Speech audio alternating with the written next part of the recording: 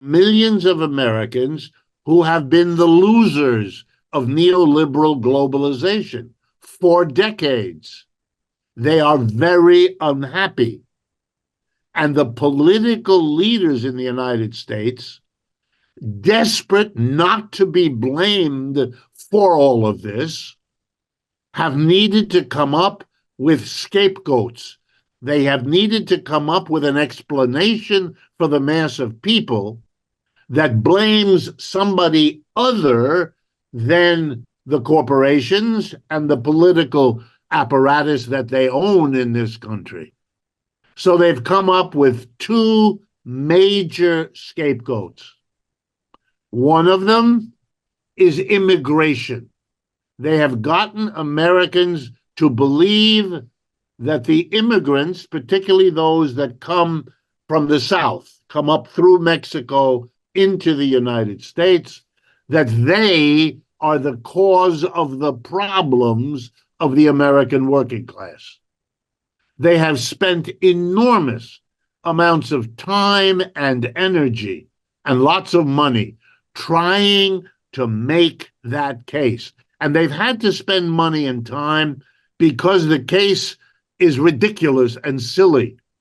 The United States is an advanced economy of 330 million people. The total number of undocumented immigrants in the United States is maybe 10 million, okay? 10 million immigrants, 330 million Americans. There is no explanation of the difficulty for the economy as a whole that can be blamed on those 10 million people, especially when you remember they are among the poorest people in the world, these immigrants. They come with nothing. They are men, women, and children with no money, barely able to put a shirt on their body to keep warm, okay? So this is outrageous, but it's the number one scapegoat. The number two scapegoat is China. And here you should understand also American political history. There are still many people who don't understand that the Cold War with the USSR is over. They still think of socialism and communism as frightening, foreign, evil phenomena. They do. And so because China is led by a communist party, it's very easy politically in the United States to say that China is an enemy. The real issue is the competition.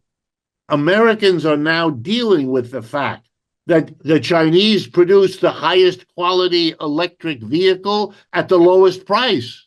Most Americans believe that the economic competition coming from China is intended to displace the dominant position of the world so that it's no longer American, it becomes Chinese. It's an evil plot to rule the world. This is how it is explained. And all kinds of people, including significant numbers of intellectuals, believe this. They don't know much about China. They don't know much about the history. They barely understand what happened in 1949 and the Civil War and the defeat of Chiang Kai-shek and all of it. They don't know much of that. Their understanding is that China is the evil doer. So, for example, they like to be told that the Chinese stole the technology from the West. The idea that American corporations exchanged technology for cheap labor and market access, which is what happened, they don't want that because that says that the corporations, with the support of the government, went to China, which is what happened. But they don't want that story. They want to be able to blame the Chinese. You could see it with President Trump. For the 4 years of his presidency, he explained that the tariffs were a punishment of the misbehavior of the Chinese. And he told the American people the Chinese would have to pay those tariffs. But of course, as a professor of economics, I had to explain to my students that tariffs are not paid by the Chinese. They're paid by Americans when they import. It's a tax called a tariff put on you by the American government.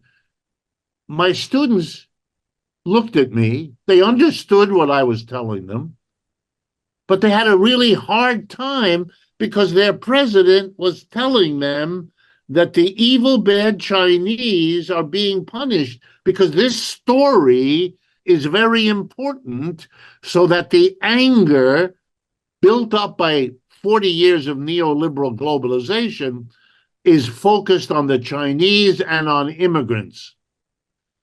And the corporate leaders of America like that because they don't want to be the ones that get blamed. They don't. And so it's very helpful to them to blame immigrants and to blame the Chinese, even though they don't want to lose the Chinese connection. That issue, that's the issue here in the United States. Will we develop a political force that can successfully explain to the American working class what their problem is? Or will we continue to be governed by a Republican Party that blames immigrants more than Chinese and a Democratic Party that blames Chinese more than immigrants? But both of them are perfectly happy to scapegoat both of them. And the Democrats add Russia, and the Republicans a little less on Russia, a little more on China. But don't be fooled by the details. And if you understand that, you won't be confused by the bizarre statements our politicians make or the political theater that they put on display. The reality is American capitalism is no longer the dominant capitalism in the world. It has to face that. The whole rest of the world is adjusting to that fact. China has to make a huge decision. The British Empire is over. The American Empire is declining. Will we now see a Chinese empire? Or will the Chinese be new and different in world history and say no more empires? Not Britain, not Rome, not Greece, not the United States, and not China. When Xi Jinping says, I want to create a multipolar world, this opens a whole new possibility. Remember, in the 20th century, the West tried the League of Nations. After World War II, the world tried the United Nations, but they did not succeed.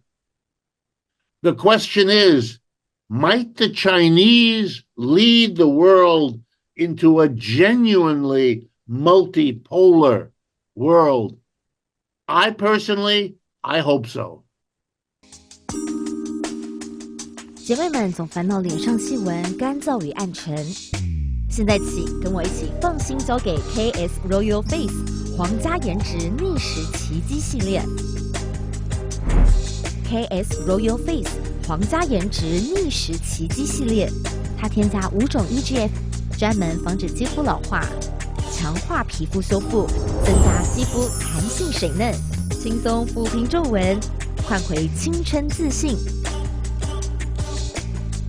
KS Royal Face 皇家颜值逆时奇迹，活肤露、全效精华、精华霜，即刻启动冻龄密码。